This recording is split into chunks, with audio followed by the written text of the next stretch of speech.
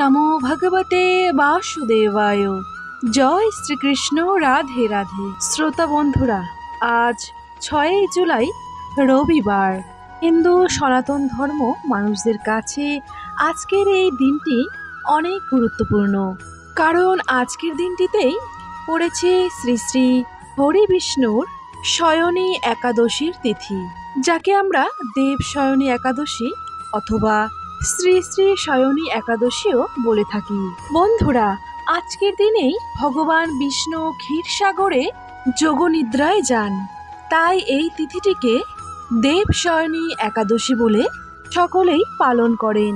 আজকের এই দিন থেকেই চতুর্মাসক নামক 4 মাসব্যাপী ব্রতের সূচনা হয়। এই একাদশীর আদৃষ্ট দেবতার নাম পদ্মলোচন। এই একাদশীর তিথি থেকে কার্তিক মাসের শুক্লপক্ষের একাদশী তিথি পর্যন্ত ভগবান শ্রী বিষ্ণু ক্ষীরসাগরে শেষ নাগের রচিত শয্যায় আরোহণ করেন। সেই কারণেই এই একাদশী তিথিকে শ্রী শ্রী শয়নী একাদশীও বলা হয়। 4 মাস অতিবাহিত হওয়ার পর কার্তিক মাসের শুক্লপক্ষের একাদশীর তিথিতে ভগবান শ্রীহরি পুনরায় জাগ্রত হয়ে থাকেন। এই তিথিকে প্রবোধনী একাদশীও বলা হয়ে থাকে। শয়নী একাদশী থেকে প্রবোধনী একাদশী পর্যন্ত এই 4 মাস সময়কে চতুর্মাস্য বলা হয়।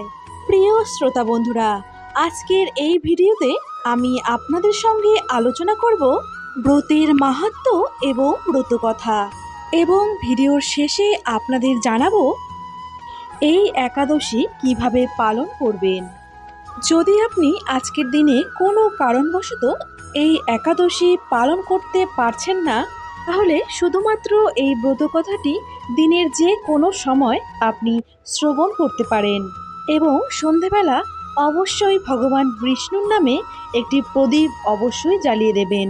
মনে করা হয় এই প্রক্রিয়াটি করলেও ব্রতের অনেক ফললাভ পাওয়া যায়।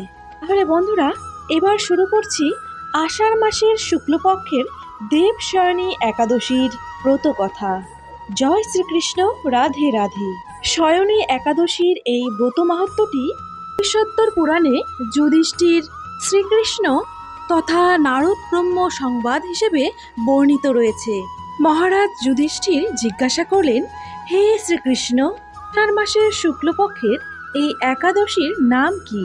এর মহিমাই বা কি? তা আমাকে কৃপা করে বলুন।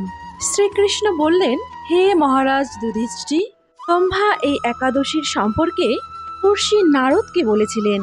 আমি সেই কাহিনীটি আপনার কাছে তুলে ধরছি, আপনি মন দিয়ে শ্রবণ করুন। শ্রী ব্রহ্মা বললেন, হে নারদ, এই সংসারে একাদশীর মতন কোনো পবিত্র কোনো ব্রত নেই। সকল পাপ বিনাশের জন্য এই বিষ্ণুব্রত সকলের পালন করা একান্ত প্রয়োজন, এবং সকল অভীষ্ট প্রদাতা একাদশী ব্রত পালন না করে তাকে নরকগামী হতে হয়। আষাঢ় মাসের শুক্লপক্ষের এই একাদশী শয়নী একাদশী নামে বিখ্যাত। এই ভগবান ঋষিকেশের জন্য এই মহাব্রত পালন করতে হয়। এই ব্রত সংক্রান্তে এক পৌরাণিক মঙ্গলময় কাহিনী রয়েছে, আমি এখন তা তোমাকে বলছি। বহু বর্ষ পূর্বে সূর্যবংশে ধাতা নামে এক রাজর্ষি ছিলেন। তিনি ছিলেন সত্য প্রতিজ্ঞ এবং প্রভাবশালী চক্রবর্তী রাজা। তার প্রজাদেরকে তিনি সন্তানের মতন প্রতিপালন করতেন। সেই রাজ্যে কোনো রকমের দুঃখ, রোগ ব্যাধি, আতঙ্ক, দুর্ভিক্ষ এবং অন্যায় আচরণ কিছুই ছিল না। এইভাবে বহু দিন অতিবাহিত হলো। কিন্তু এক সময় হঠাৎ দৈব দুর্বিপাকে ক্রমাগত 3 বছর সেই রাজ্যে কোনো বৃষ্টি হলো না। দুর্ভিক্ষের ফলে সেখানে দেবতাদের উদ্দেশ্যে সমস্ত রকমের পুজো পাঠ বন্ধ হয়ে গেল। কি দান মন্ত্রের সাহা সদা ইত্যাদি সব শব্দই বন্ধ হয়ে গেল। এমনকি গীতা পাঠ, বেদ পাঠ সবকিছুই বন্ধ হয়ে গেল। তখন প্রজারা রাজার কাছে এসে বলতে লাগলো, হে মহারাজ, দয়া করে আমাদের কথা শুনুন। শাস্ত্রে জলকে নার বলা হয়, সেই জলে ভগবানের অয়ন অর্থাৎ বাস। তাই ভগবানের আর এক নাম হলো নারায়ণ। মেঘরূপে ভগবান বিষ্ণু সর্বত্র বাড়ি বর্ষণ করে থাকেন। সেই বৃষ্টি থেকে অন্ন এবং সেই অন্ন খেয়ে প্রজাগণ জীবন ধারণ করে থাকেন। আর এখন সেই অন্নের অভাবেই প্রজারা ক্ষয়প্রাপ্ত হচ্ছে। অতএব মহারাজ, আপনি এমন কোনো উপায় অবলম্বন করুন তে আপনার রাজ্যে শান্তি এবং কল্যাণ সাধন বজায় থাকে। রাজা মান্ধাতা বললেন, তোমরা ঠিকই বলেছ। অন্ন থেকেই প্রজার উদ্ভব হয় এবং সেই অন্ন থেকেই প্রজার প্রতিপালন হয়। সেই কারণের জন্যই এই অন্নের প্রভাবেই প্রজারাও বিনষ্ট হয়, আবার রাজার দোষেও রাজ্য বিনষ্ট হয়। কিন্তু আমি আমার নিজের বুদ্ধিতে আমার নিজের কোনো দোষ খুঁজে পাচ্ছি না। তবুও প্রজাদের কল্যাণের জন্য আমি আপ্রাণ চেষ্টা করব। তারপর রাজা ব্রহ্মাকে প্রণাম করে সৈন্যসহ বনে গমন করলেন।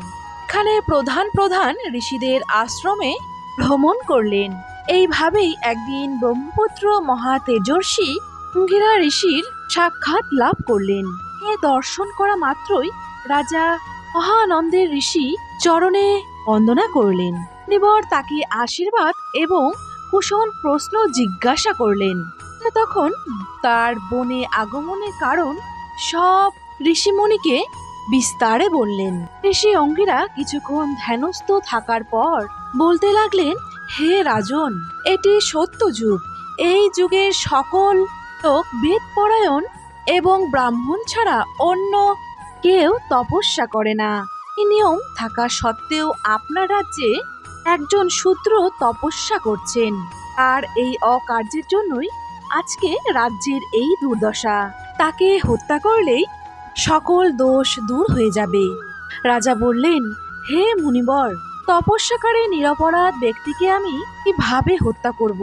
আমার পক্ষে সহজসাধ্য অন্য কোনো উপায় থাকলে আপনি দয়া করে আমাকে বলুন। ততোদ্দরে মহিষী বললেন, আপনি আষাঢ় মাসের শুক্লপক্ষের শয়নী একাদশী নামে প্রসিদ্ধ একাদশী পালন করুন। ব্রতের প্রভাবে নিশ্চয়ই আপনার রাজ্যে বৃষ্টি হবে। এই একাদশী সর্বসিদ্ধিদাত্রী এবং সর্ব উপদ্রব নাশকারিণী। হে রাজন, আপনি এবং আপনার রাজ্যের প্রজারা একত্রে হয়ে এই ব্রতের পালন করুন। মুনিবরের কথা শুনে রাজা তার প্রাসাদে ফিরে এলেন।